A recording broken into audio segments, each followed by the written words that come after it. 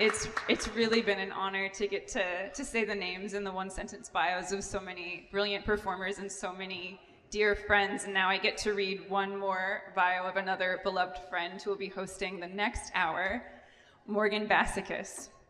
Morgan Bassichis is a writer and performer who is currently exploring an anti-inflammatory diets.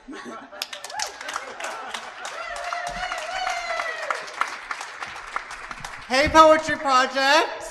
Hey! Wow, welcome to the 52nd annual, right? But also the first ever Poetry Project Marathon to take place in Zoran Mamdani's America! Oh! And I wanted to let you know they have still some open positions in the administration. And I wanted to just make an announcement about some of the positions because they're recruiting. They're looking for a secretary of polyamory and experimental performance, and a head of the interior scrolls. Is that good? Okay, and a director of non-binary comedian, minister of codependent no more. Anybody? Okay, good. A commissioner of solstice intentions. That's a big docket. Head of Jews. I'm gonna do that. Okay. Doxy Pep Czar. You got that? Okay. Task Force on Limerence and Flower Essences. Is anybody? You got that? Okay. And last one is the Committee on the Elimination of Checking the Phone First Thing in the Morning. Is anybody? Okay. You're in charge. Okay. Well, welcome everybody, and I love the Poetry Project, one of our beloved treasure institutions, and who we must say, and we must continue to celebrate, was one of the early endorsers of the Palestinian academic and cultural boycott of Israel. Let's hear it for PACB. Because we are still witnessing a genocide, right? We are still witnessing Israel's genocide in Gaza, so it's powerful to be in a room of people who know that art is a form of resistance and that we must continue building our movements. Okay, guess what? We're gonna call up our first reader of the second hour, okay? Sophomore hour, we like to call it. Okay, Rob Arnold is executive director, you heard it, executive director of the Poets House and author of To the Unnamed, forthcoming from Grey Wolf Press. Put your hands together for Rob Arnold!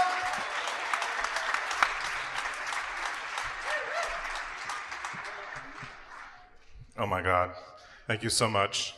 I want to be the Minister of Codependency No More. I think that was thank you so much, amazing. I'm Rob. I'm going to read a poem with a lot of guns in it. So you can hear a lot of numerals in the beginning of this poem, and they're all kinds of guns. The poem is called Mercury 1984. The smell, the burn, the clash. The muzzle flash, sear and kick. Clay birdies arcing overhead, the 12-gauge, 20-gauge, 30-30, 22. The SKS semi-automatic. We took to the shooting range. We took out to the woods, to the river, the slow crawl of mud, aiming at frogs, at squirrels, at each other as a joke. The black powder flintlock, bullets we forged in the garage, hot lead we fluxed with the wax, we poured in the molds, we quenched in the pail by the trash pile's muck and reek, its maggoty froth, foul detritus, the beer can ashtrays, mildewed coffee mugs, the milk jug of mercury our father kept for work. We poured it out in the driveway, watched it rivulet particulates, like molten fire, like a sea of stars, a mirror for the dead staring back. The strange alchemy, riparian spark you showed to me, big brother. You dipped your fingers in, you scattered the droplets, letting them reassemble, a kind of perfection we inhaled. We took deeply into our bodies and somehow did not kill ourselves. Not yet. Whatever mistakes we made, whatever damage is done. Thank you so much. Happy New Year. Thank Thank you, Rob Arnold. You're hired. Okay, next up, we have a very wonderful writer, a very funny person. Ariel Yelen is the author of I Was Working. Her poems have been published in journals such as Bomb Magazine. Heard of it? Social Text. Moxon and the New Republic. Please put your hands together for Ariel Yelen.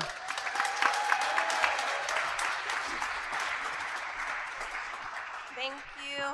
I think Morgan is one of the finest artists we have. Let's hear it for Morgan. Super honored to be here with you all. Happy New Year. Here are 2 sonnets. Why are you sitting? Why are you sitting on your mom's couch staring into your tablet like a diplomat in an emergency? Or a murderer the day after, searching for breaking news about the murder you committed? You won't find that sweet death you're after. Didn't anyone ever tell you life's a tragedy? Were it not, it'd be a comedy, and we'd shoot out a mechanical womb as if from a cannon, straight into an ocean we never knew as beautiful or cruel, only as mother. Quickly we'd become the falling rain. If it were a comedy, no time would tell, and no one, having not known us, would cry.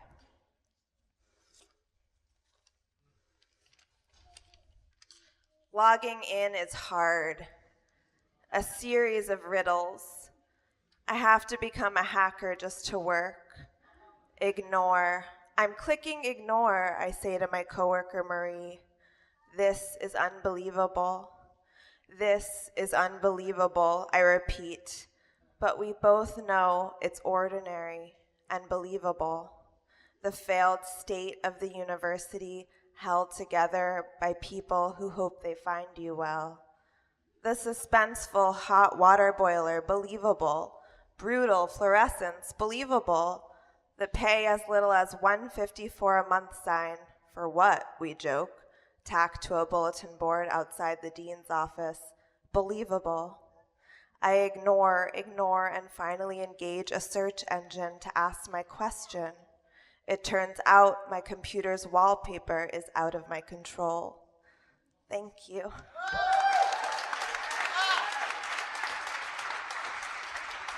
Give Ariel Yelen a Netflix special. Now. Okay. Next up is Sophie Becker, who is an actor and ventriloquist based in New York City. Put your hands together for Sophie Becker.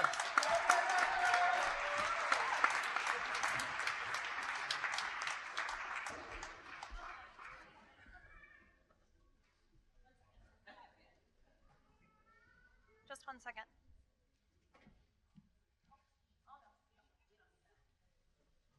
No, we don't. But this is kind of low. This is kind of low for her. She's so tall. No, for her. I know you think it's for me, but it's for her. But could we get a second one for me? Just kidding. Do you have the poem? Oh, thank you so much. Yes, we need a second one for me. This is so exciting. I like it when the venues respect my humanity. Because sometimes they don't respect my humanity, and then, oh, there we go. A little higher. Oh, no, that's actually perfect. I really can project, so thank you. Round of applause. Thank you. Cross my legs. There we go. So, my name is Sophie. This is Ronnie. Hi. And I'm not really a poet, I am. but I do feel like there is a poet inside of all of us. I think there's a toad inside of you. I do. I think there's a toad inside of her. So instead of poetry, I wanted to talk about the rich history of ventriloquism. And Ronnie Hi. also is very passionate about the history of ventriloquism. So ventriloquism started as a spiritual practice used by mediums thousands of years ago. It's been around for all of humanity. And in Latin, vent means belly, and Loki, ventriloquism, Loki means to speak. Oh yeah, deli speaker. Deli speaker. You know, I can do it. I've been practicing. Then down. Yeah? Then down. Hi. Hi. Hi. Happy New Year. I'm still practicing. So, and then in the late 1800s, it emerged as a form of entertainment. That's how we know it today. Oh yeah. Now, what you think of when you see her, I heard it multiple times backstage, Oh, I did too. you're scared. They're all scared of me. They think of her as a horror movie, and Hollywood has convinced you to do that. Oh yes, it has. All of their killer dummy, probably possessed by some evil spirit. Oh yeah, just stop. Stop. It's too hard. So hold on. I need to vent. They made me out of Hollywood. Forced me to the Jollywood. Now I Holly wouldn't be their puppet. Here's the thing. They saw the power in the dunny. I said, done? Me? Yes. Proudly. Ideas flow through me like water in the roots of the holly tree. No drain to stop me. They use their drain power, sitting up in their tower, to cut me out and watch me flounder, hoping my audiences will sour. Because the man feared my dunny power. That no way I could be pushed under. Wood floats. What was the line? What? What was the line? All right. Okay. Sorry. You turned the dummy into a horror show and locked me up in a suitcase like Guantanamo that I've been plotting my comeback like Geronimo. So light up the stage. 2026 is the new beginning of ventriloquism's golden age. Thank you. Thank you so much. And thank you for the microphone. Wow, Sophie, Becker, and Ronnie. Ronnie was just selected as the face of the MTA, which is crazy. Isn't that amazing?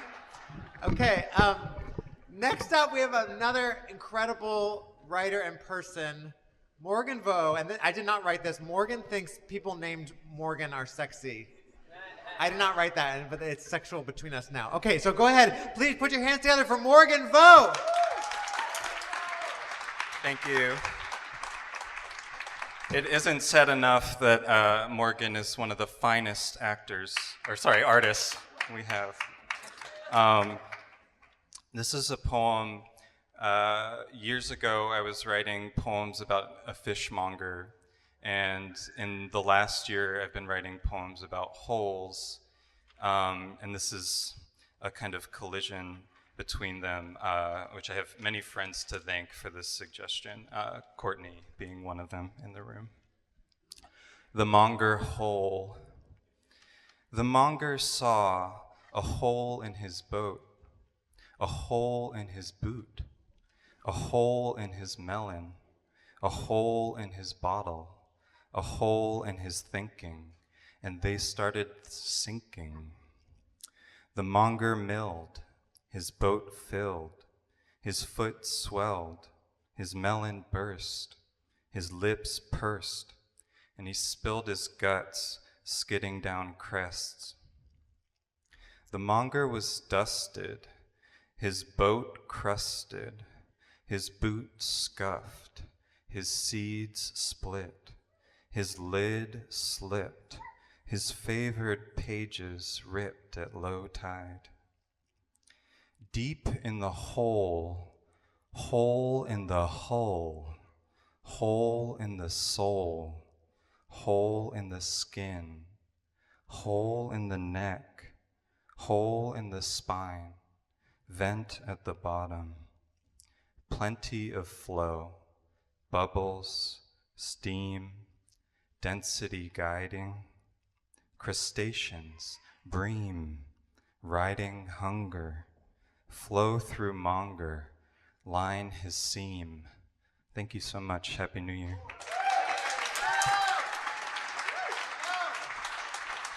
Thank you, Morgan Vo. That was so beautiful. Congratulations on being the head of whole studies for the city of New York. Okay, next up is Nora Treatbaby, who lives in New York, and she does not spend her time. Give it up for Nora Treatbaby. Happy New Year, everybody. So honored to be asked to include it in this amazing celebration. All my homies are here. It feels pretty good. This is just going to be a poem in two parts. Part one.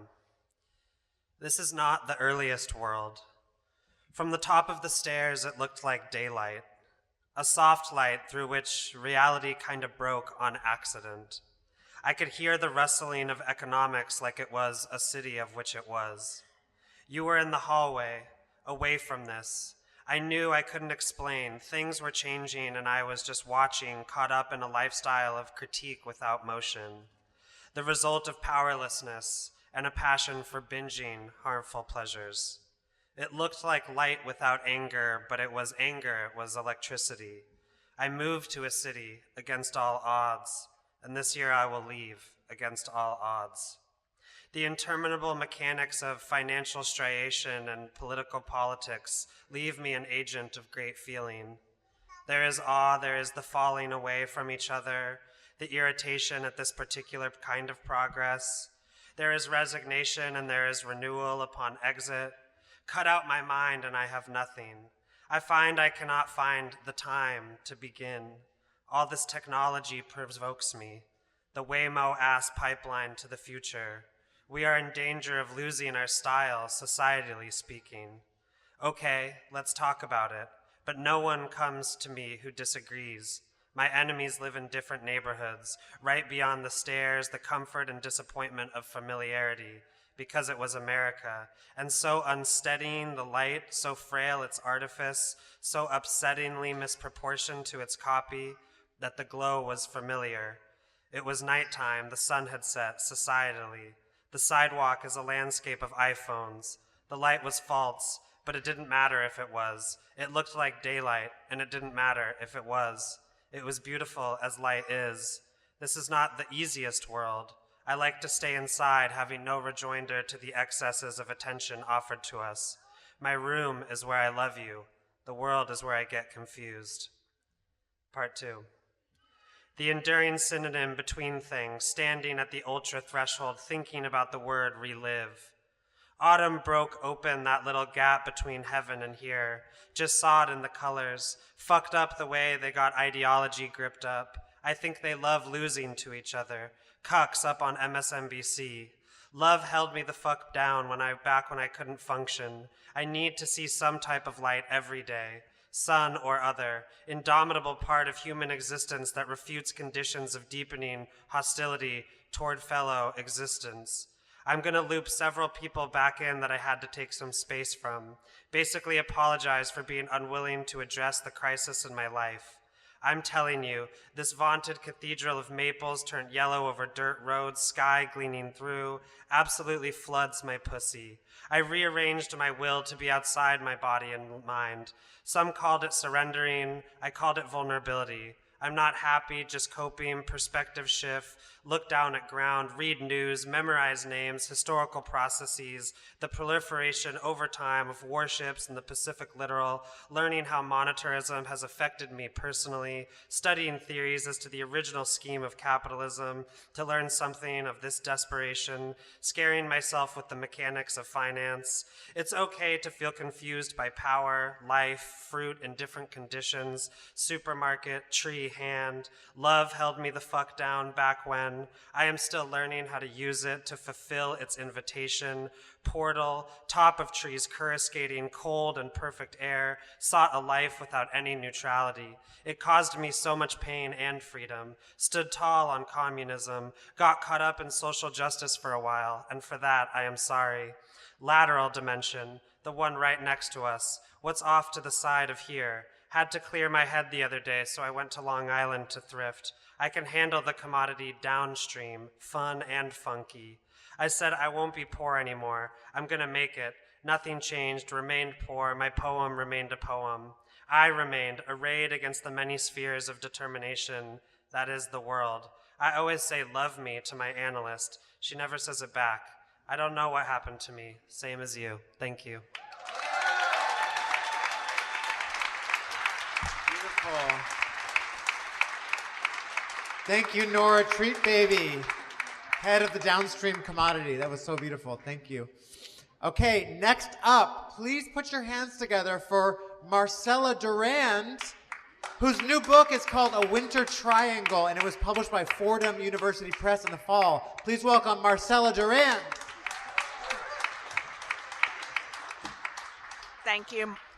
Thank you, Morgan. Happy New Year.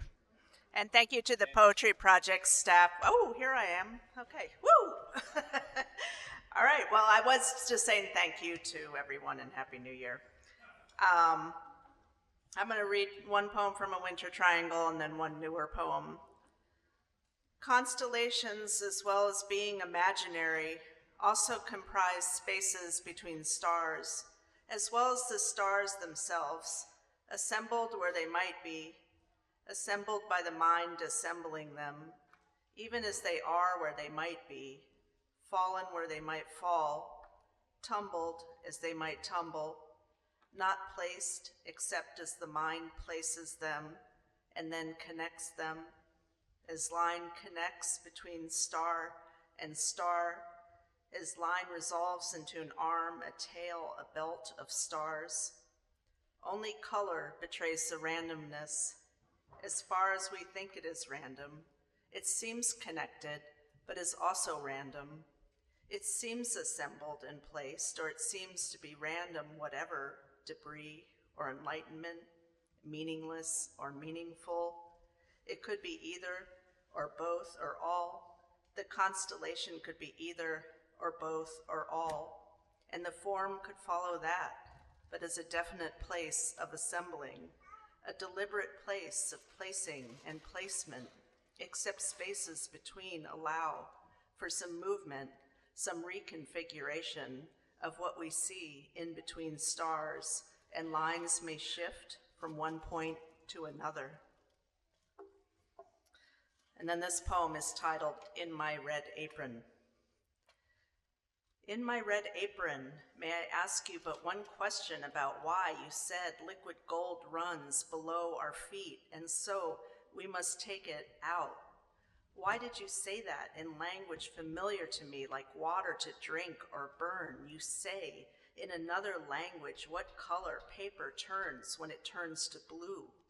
Blue against aging, blue against illness, blue against theft, blue against loss, blue against.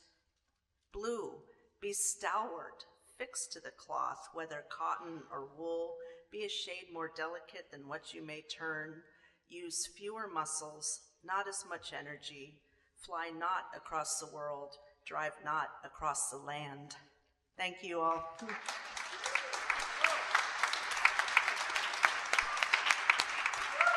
Thank you, Marcella Durand. So beautiful.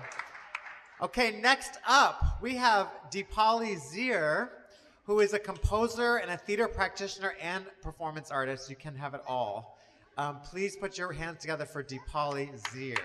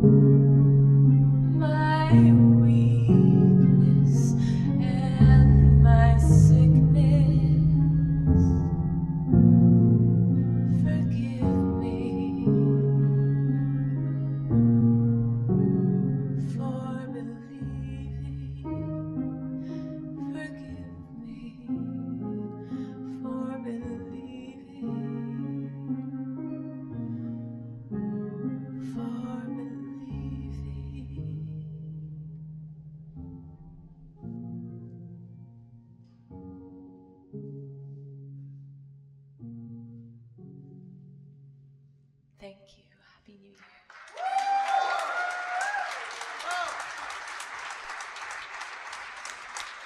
Thank you, Deepali. That was so beautiful. Okay, next up in this second hour of the 52nd Annual Poetry Project Marathon, we have Mace Dent Johnson, everybody, who is a poet from the South living in Flatbush and a 2026 Poetry Project Emerge Surface B Fellow. Please put your hands together for Mace Dent Johnson.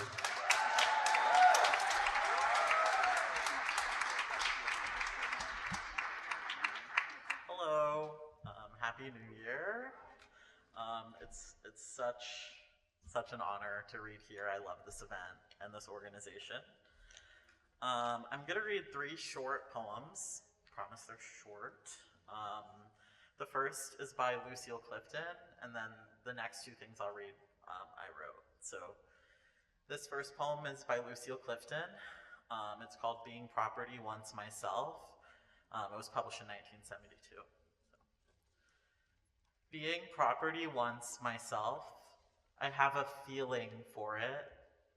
That's why I can talk about environment. What wants to be a tree ought to be he can be it. Same thing for other things. Same thing for men. And this one's by me. It's called I'm Imagining a Different World.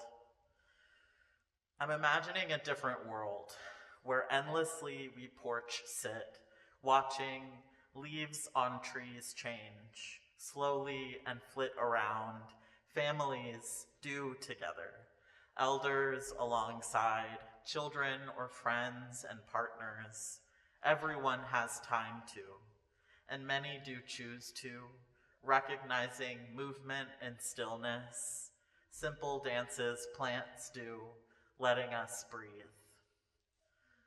The last thing I'll read is called Leech. Has anyone ever gotten a leech? Perhaps? Yeah, okay, great. Me too. Okay. Shout out. Okay. Awesome. Yes. Leech.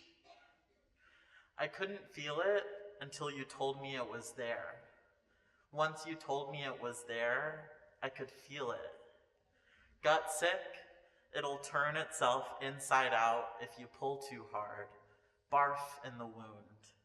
I stood 1 foot on a rock in the lake bottom, 1 foot offered up, a flag underwater. Of course I caught a rippling, precious mouth against my skin. Little tether, little leash. Thank you.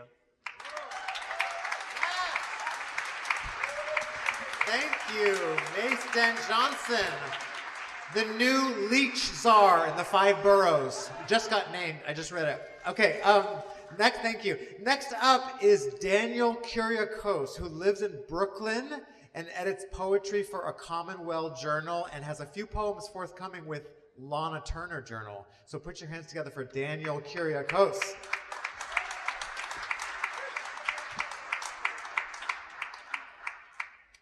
Hi everybody, thanks for being here.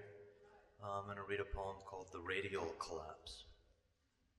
I wanted a signature, but found the cold, since these copper latches, conductors between sheet layers of insulation, were a substitute for song that came after Stevens but before dusk. I wanted a form that was mine so it could be yours, to smoke chance operations out from how I feel about you in the morning of the decade when everything here is here, when the smell of cut mango is the will alone leading you.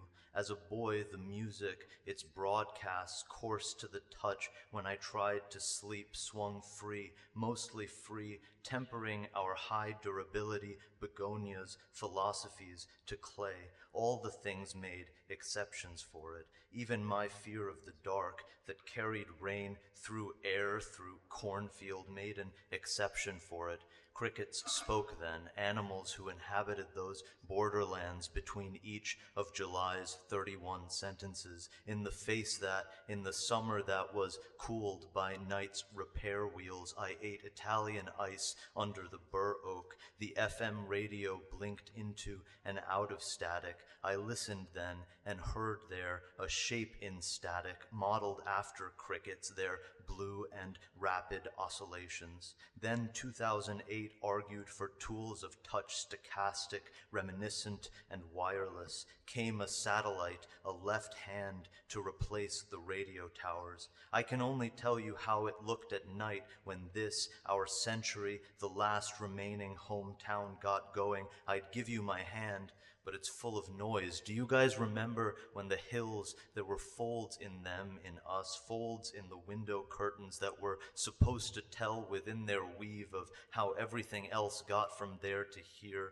Napoleon was giving up the sarcophagus of Alexander, and the stars still held the option of 2 now long dead glitches, direction and delay. I like the bitter music, but not bitter fruit. This little error in synonymy whistles so clearly in the airport atrium as it flies between parts of the roof.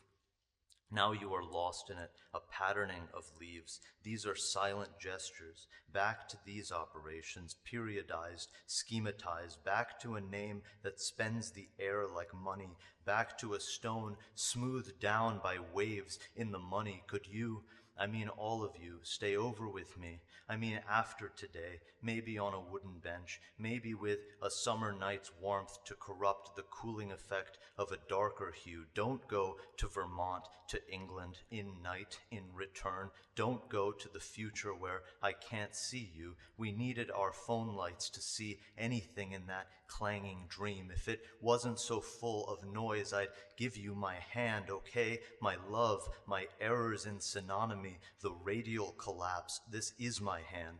Thanks.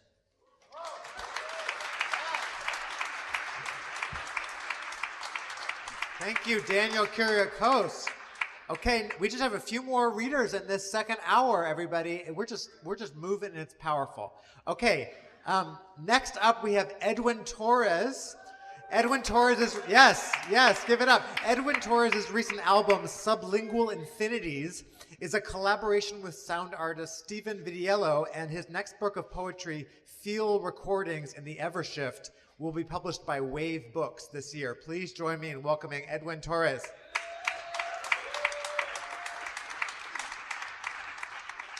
Thank you, Morgan. This space is so sacred. It's just so beautiful to be here the beginning of every year. Just think of all the energies that have passed through here, and today also. This is called Glimmer Wing, because I wanted something real. It's because I wanted something to be real that I invented my need to imagine it in my life, invented purely out of desire to hear myself, my desire for holding on to myself, my something real. How that spark was something I wanted again. How maybe that spark meant to be quick is too much for one life to sustain. We were meant for glimmer, one wing at a time. It's because I wanted to be loved that I sent my love to the world. It's because I wanted to be held that I sent my holding out of this one centrifugal force. Because of touch that I lack touch, that I want to be touched, I return to somewhere I knew, somewhere that knew me back. This world. Somewhere wants to own what I've been. Somewhere that doesn't expect anything of me, just is. After so much time spent holding was, can there be just is? This is not, by the way, about loss or love out in the world. This is about is. What was already right in front. It is because I'm looking for front and sides and back that my mind has given me something larger than front or is, by the way. The aspect of size in the grand scheme of I is how the writer's vertigo genuflects reflection. Sorrow consumes the suffering that engages an evolutionary heart. Claim change as one doctrine for the size of another. My love to the world, a strange animal I barely understand. Claim introspection as your friendly tyrannimal. Where does the world change you? What is the because you champion? Claim because as something deeply connected to what you can't understand. It's because I am deeply connected to what I can't understand that I dig deeper the role of lone spirit as earth's changer. To have evolved out of an almost spirit, to have found a filtration system, to consume fracture out of its comfort zone into something real. It's because I want beauty in the world that I say the word beauty. You start a life when you suffer beauty. And this goes to another poem about suffering that knows no world and derails beauty from the mind of a poet. Existence shimmers relevance to an opaque mind spur, a memory jizz over startle and crumb. It is to another wing in the world that you suffer beauty. It's because I wanted love or a world that I started writing this, but ending the world on love is not an ending. You can't end a poem on love. Thank you. Whoa. Thank you, Edwin Torres. Okay, our final two readers for this hour. Please put your hands together for Wendy Shu, who is a poet and writer whose most recent book of poetry is The Past from 2021. Wendy, come on up here.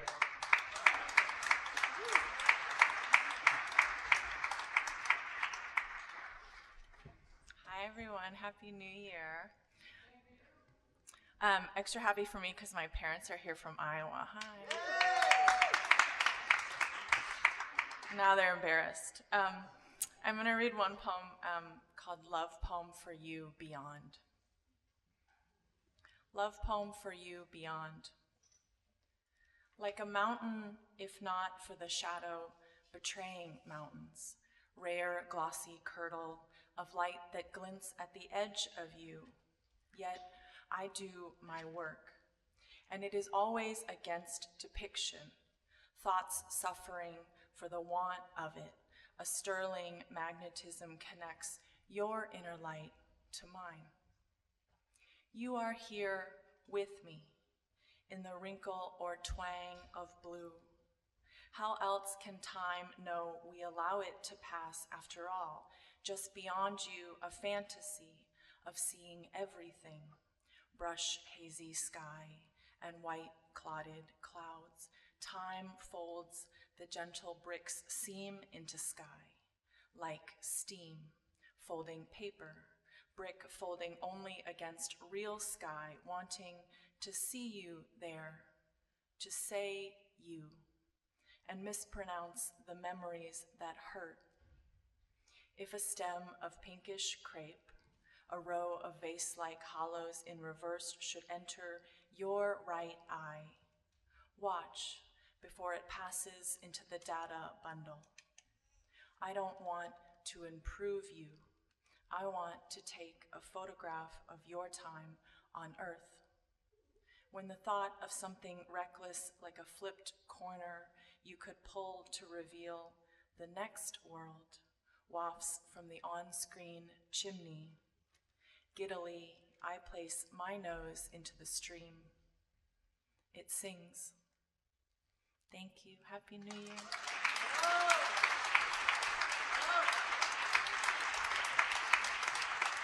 Thank you, Wendy Shu. Okay, everybody, I am very honored to call up our final reader for this 2 p.m. hour, and this is someone who inspires me so much, a legend, and who was actually just named, this is not even a joke, comptroller of filthy faggots. I think that was the, okay, so please join me in welcoming the literal one and only Wayne Koestenbaum, whose new novel, My Lover the Rabbi, will be published in March 2026 by FSG in the US and by Granta in the UK. Please join us in welcoming Wayne Koestenbaum to close us out. Hello, fellow incendiaries. I think that 2026, composed of our energies, is going to be sublime. Yeah.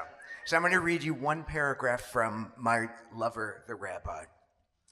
It wasn't the rabbi's cock I wanted in my face. It was the sense of annihilation and relief that rushed over me when his cock finally arrived to smother and obliterate my restlessness and ambivalence.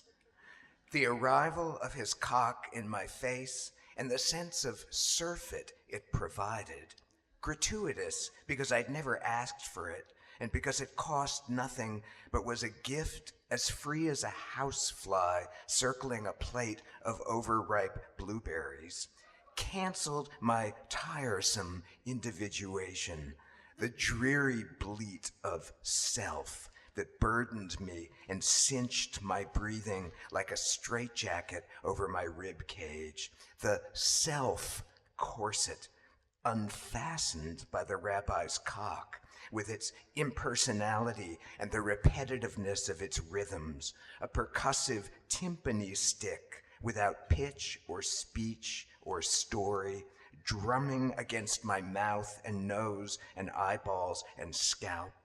The repeatedly cresting arrival of his cock on my face did a rabbi on me, as I put it when talking to myself, or what remained of myself after the brutal pulsations of my lover's tool made hash of my too organized sensations and rendered them a tonic hodgepodge, truly a faggot, a bundle of mismatched sticks, sticks without beauty or design or intentionality, causeless and unwilled sticks, tied together and glad to be ill-sorted and at odds with one another.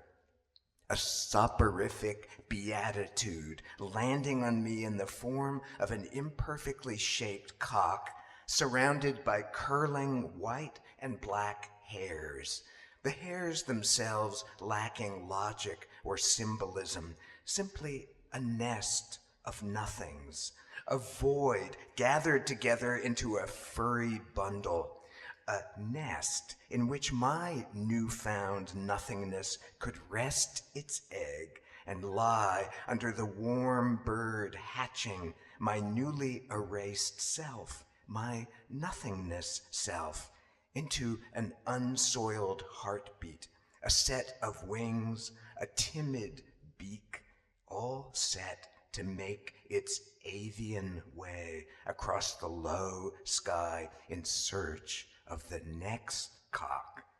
The rabbi coming to visit a second time, representing not the return of my lover, but the arrival of a new lover. Rabbi turning into new rabbi. As same man, same trespasser, same saint, same punisher, but with the piercing novelty of a new cock. The rabbi's talent consisting in his ability to inaugurate a new self every time he undressed and pressed his many-coiled complexity, his many-coiled complexity, an annihilation compress against me, like a mentholated bandage or washcloth over a swollen, bitten, and lacerated region of skin. Thank you.